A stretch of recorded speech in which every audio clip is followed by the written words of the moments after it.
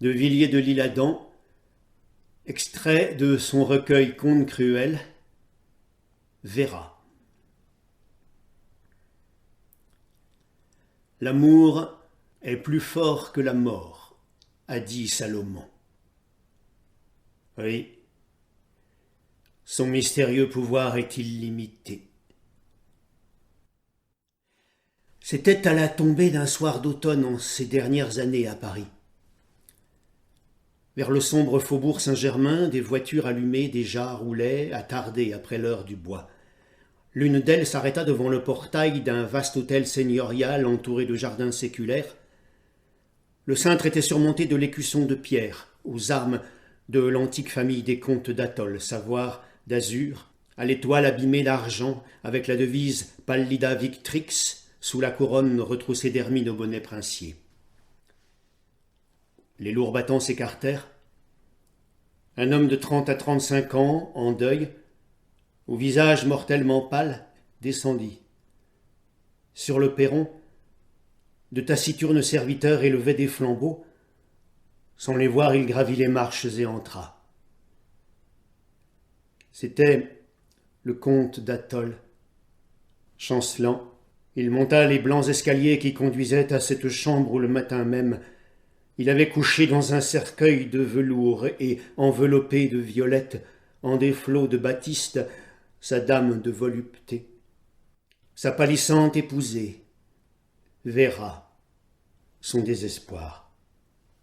En haut, la douce porte tourna sur le tapis, il souleva la tenture. Tous les objets étaient à la place où la comtesse les avait laissés la veille. La mort, subite, avait foudroyé.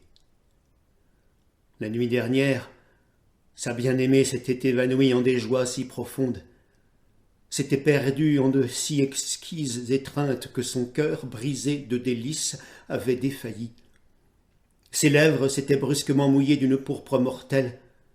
À peine avait-elle eu le temps de donner à son époux un baiser d'adieu en souriant, sans une parole, puis ses longs cils, comme des voiles de deuil, s'étaient abaissés sur la belle nuit de ses yeux. La journée sans nom était passée. Vers midi, le comte d'Atholl, après l'affreuse cérémonie du caveau familial, avait congédié au cimetière la noire escorte, puis, se renfermant seul, avec l'enseveli, entre les 4 murs de marbre, il avait tiré sur lui la porte de fer du mausolée. De l'encens brûlait sur un trépied devant le cercueil. Une couronne lumineuse de lampe au chevet de la jeune défunte l'étoilait. Lui, debout, songeur, avec l'unique sentiment d'une tendresse sans espérance, était demeuré là tout le jour. Sur les 6 heures, au crépuscule, il était sorti du lieu sacré. En renfermant le sépulcre, il avait arraché de la serrure la clé d'argent et, se haussant sur la dernière marche du seuil, il l'avait jetée doucement dans l'intérieur du tombeau. Il l'avait lancée sur les dalles intérieures par le trèfle qui surmontait le portail. Pourquoi ceci ? À coup sûr, d'après quelque résolution mystérieuse de ne plus revenir. Et maintenant, il revoyait la chambre veuve. La croisée, sous les vastes draperies de cachemire mauve brochées d'or, était ouverte. Un dernier rayon du soir illuminait, dans un cadre de bois ancien, le grand portrait de la trépassée. Le comte regarda autour de lui la robe jetée la veille sur un fauteuil. Sur la cheminée, les bijoux, le collier de perles, l'éventail à demi fermé, les lourds flacons de parfum qu'elle ne respirerait plus. Sur le lit d'ébène aux colonnes tordues, resté défait, auprès de l'oreiller où la place de la tête adorée et divine était visible encore au milieu des dentelles, il aperçut le mouchoir rougi de gouttes de sang où sa jeune âme avait battu de l'aile un instant. Le piano ouvert, supportant une mélodie inachevée à jamais. Les fleurs indiennes cueillies par elle dans la serre et qui se mouraient dans de vieux vases de Saxe. et au pied du lit, sur une fourrure noire, les petites mules de velours oriental sur lesquelles une devise rieuse de Véra brillait brodée en perles. Qui verra, verra, l'aimera. Les pieds nus de la bien-aimée y jouaient hier matin, baisés à chaque pas par le duvet des cygnes. Et là, dans l'ombre, la pendule dont il avait brisé le ressort pour qu'elle ne sonnât plus d'autres heures. Ainsi, elle était partie. Où donc? Vivre maintenant? Pourquoi faire? C'était impossible, absurde. Et le comte s'abîmait en des pensées inconnues. Il songeait à toute l'existence passée. 6 mois s'étaient écoulés depuis ce mariage. N'était-ce pas à l'étranger, au bal d'une ambassade, qu'il l'avait vue pour la première fois? Oui. Cet instant ressuscitait devant ses yeux, très distinct. Elle lui apparaissait là, radieuse. Ce soir-là, leurs regards s'étaient rencontrés, ils s'étaient reconnus, intimement, de pareille nature, et devaient s'aimer à jamais. Les propos décevants, les sourires qui observent, les insinuations, toutes les difficultés que suscite le monde pour retarder l'inévitable félicité de ceux qui s'appartiennent, s'étaient évanouis devant la tranquille certitude qu'ils eurent à l'instant même l'un de l'autre. Véra, lassée des fadeurs cérémonieuses de son entourage, était venue vers lui dès la première circonstance contrariante, simplifiant ainsi d'auguste façon les démarches banales où se perd le temps précieux de la vie. Oh, comme aux premières paroles, les vaines appréciations des indifférents à leur égard leur semblèrent une volée d'oiseaux de nuit rentrant dans les ténèbres. Quels sourires ils échangèrent, quel ineffable embrassement. Cependant, leur nature était des plus étranges, en vérité. C'étaient 2 êtres doués de sens merveilleux, mais exclusivement terrestres. Les sensations se prolongeaient en eux avec une intensité inquiétante. Ils s'y oubliaient eux-mêmes à force de les éprouver. Par contre, certaines idées, celles de l'âme par exemple, de l'infini, de Dieu même, étaient comme voilées à leur entendement. La foi d'un grand nombre de vivants aux choses surnaturelles n'était pour eux qu'un sujet de vagues étonnements, lettres closes dont ils ne se préoccupaient pas, n'ayant pas qualité pour condamner ou justifier. Aussi, reconnaissant bien que le monde leur était étranger, ils s'étaient isolés, aussitôt leur union, dans ce vieux et sombre hôtel où l'épaisseur des jardins amortissait les bruits du dehors. Là, les 2 amants s'ensevelirent dans l'océan de ces joies languides et perverses, où l'esprit se mêle à la chair mystérieuse. Ils épuisèrent la violence des désirs, les frémissements et les tendresses éperdues. Ils devinrent le battement de l'être l'un de l'autre. En eux, l'esprit pénétrait si bien le corps que leur forme leur semblait intellectuelle et que les baisers, mailles brûlantes, les enchaînaient dans une fusion idéale. Long éblouissement. Tout à coup, le charme se rompait. L'accident terrible les désunissait, leurs bras s'étaient désenlacés. Quelle ombre lui avait pris sa chair morte? Morte? Non. Est-ce que l'âme des violoncelles est dans le cri d'une corde qui se brise? Les heures passèrent. Il regardait par la croisée la nuit qui s'avançait dans les cieux, et la nuit lui apparaissait personnelle. Elle lui semblait une reine marchant avec mélancolie dans l'exil, et l'agrafe de diamants de sa tunique de deuil, Vénus, seule, brillait au-dessus des arbres, perdue au fond de l'azur. « C'est Véra, pensa-t-il. À ce nom prononcé tout bas, il tressaillit en homme qui s'éveille, puis, se dressant, regarda autour de lui. Les objets dans la chambre était maintenant éclairée par une lueur jusqu'alors imprécise, celle d'une veilleuse bleuissant les ténèbres, et que la nuit, montée au firmament, faisait apparaître ici comme une autre étoile. C'était la veilleuse aux senteurs d'encens d'un iconostase, reliquaire familial de Véra. Le triptyque, d'un vieux bois précieux, était suspendu par sa sparterie russe entre la glace et le tableau. Un reflet des ors de l'intérieur tombait, vacillant, sur le collier, parmi les joyaux de la cheminée. Le plein nimbe de la Madone en habit de ciel brillait, rosacé de la croix byzantine dont les fins et rouges linéaments fondus dans le reflet ombraient d'une teinte de sang, l'orient ainsi allumé des perles. Depuis l'enfance, Véra plaignait de ses grands yeux le visage maternel et si pur de l'héréditaire Madone, et de sa nature, hélas, ne pouvant lui consacrer qu'un superstitieux amour, le lui offrait, parfois naïve, pensivement, lorsqu'elle passait devant la veilleuse. Le comte, à cette vue, touché de rappels douloureux jusqu'au plus secret de l'âme, se dressa, souffla vite la lueur sainte et, à tâtons, dans l'ombre, étendant la main vers une torsade, sonna. Un serviteur parut. C'était un vieillard vêtu de noir. Il tenait une lampe qu'il posa devant le portrait de la comtesse. Lorsqu'il se retourna, ce fut avec un frisson de superstitieuse terreur qu'il vit son maître debout et souriant comme si rien ne se fût passé.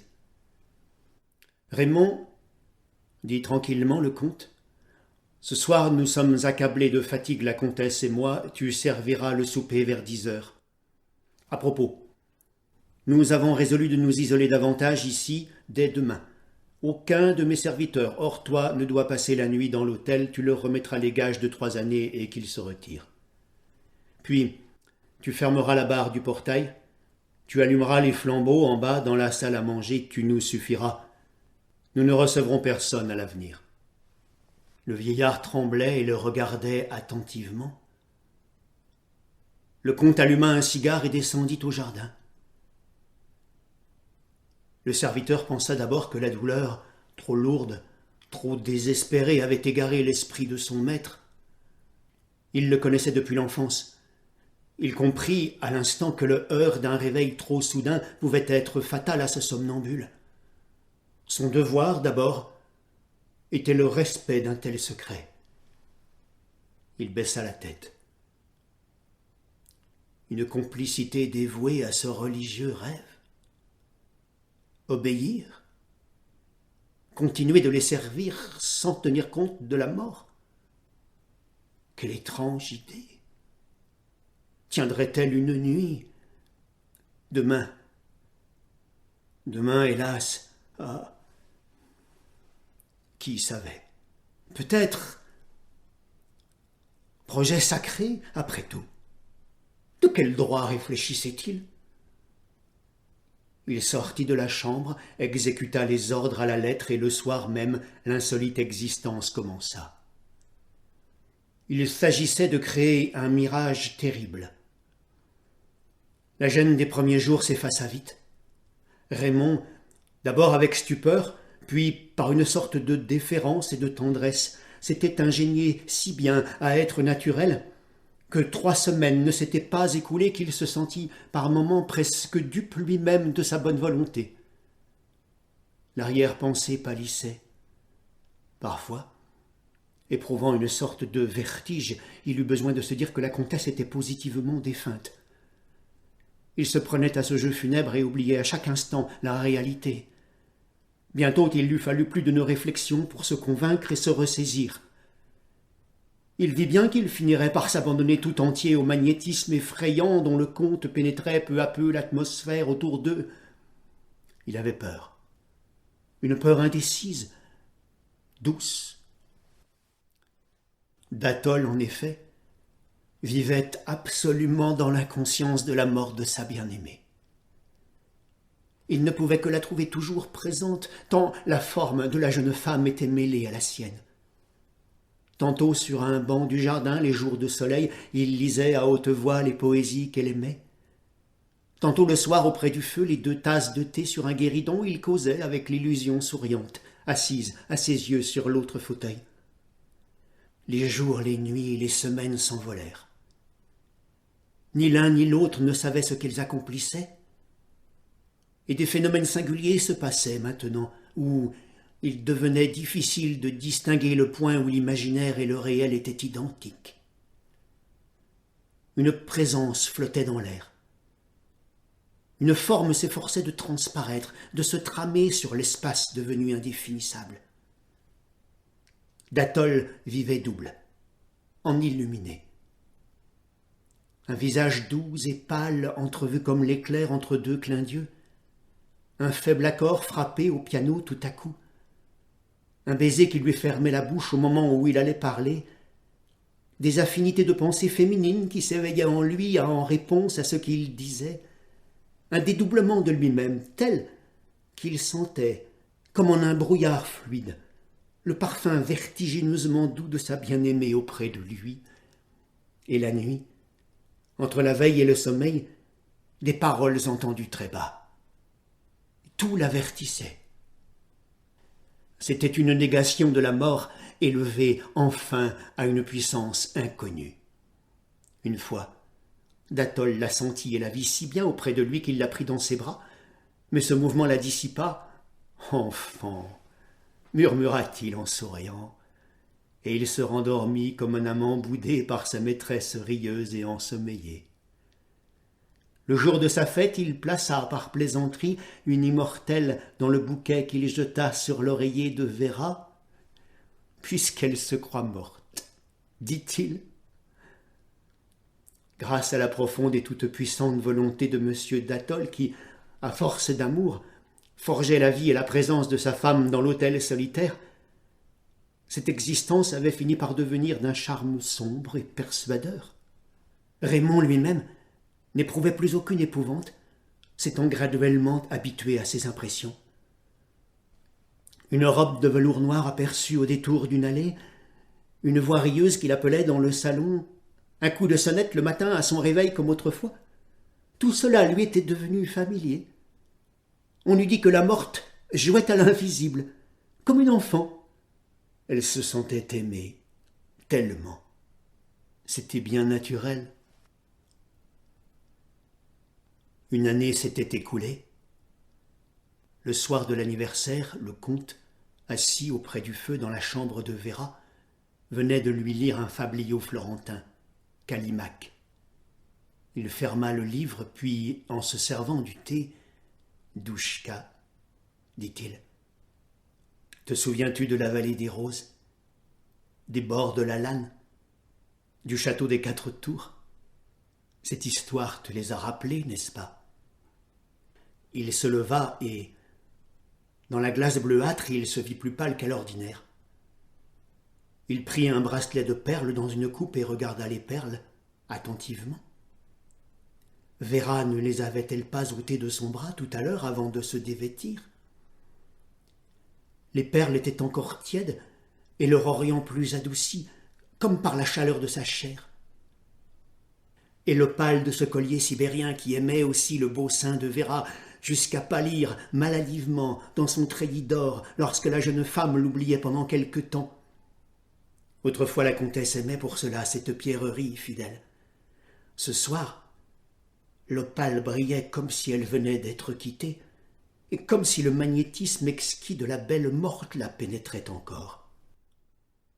En reposant le collier et la pierre précieuse, le comte toucha par hasard le mouchoir de Baptiste, dont les gouttes de sang étaient humides et rouges, comme des œillets sur de la neige.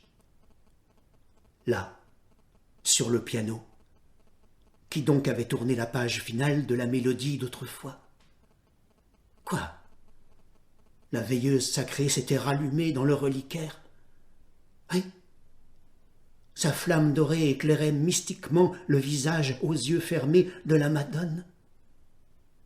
Et ces fleurs orientales nouvellement cueillies qui s'épanouissaient là dans les vieux vases de Saxe, quelle main venait de les y placer?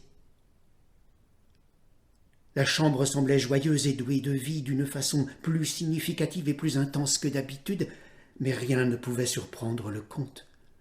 Cela lui semblait tellement normal qu'il ne fit même pas attention que l'heure sonnait à cette pendule arrêtée depuis une année.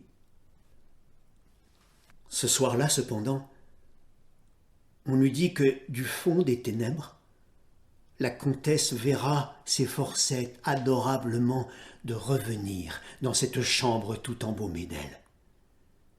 Elle y avait laissé tant de sa personne.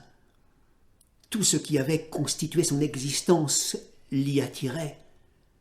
Son charme y flottait. Les longues violences faites par la volonté passionnée de son épouse y devaient avoir desserré les vagues liens de l'invisible autour d'elle. Elle y était nécessitée. Tout ce qu'elle aimait, c'était là. Elle devait avoir envie de venir se sourire encore en cette glace mystérieuse où elle avait tant de fois admiré son lilial visage. La douce morte là-bas avait tressailli, certes, dans ses violettes, sous les lampes éteintes. La divine morte avait frémi dans le caveau, toute seule, en regardant la clé d'argent jetée sur les dalles. Elle voulait s'en venir vers lui aussi, et sa volonté se perdait dans l'idée de l'encens et d'isolement. La mort n'est une circonstance définitive que pour ceux qui espèrent des cieux, mais la mort et les cieux et la vie pour elle, n'était-ce pas leur embrassement? Et le baiser solitaire de son époux attirait ses lèvres dans l'ombre.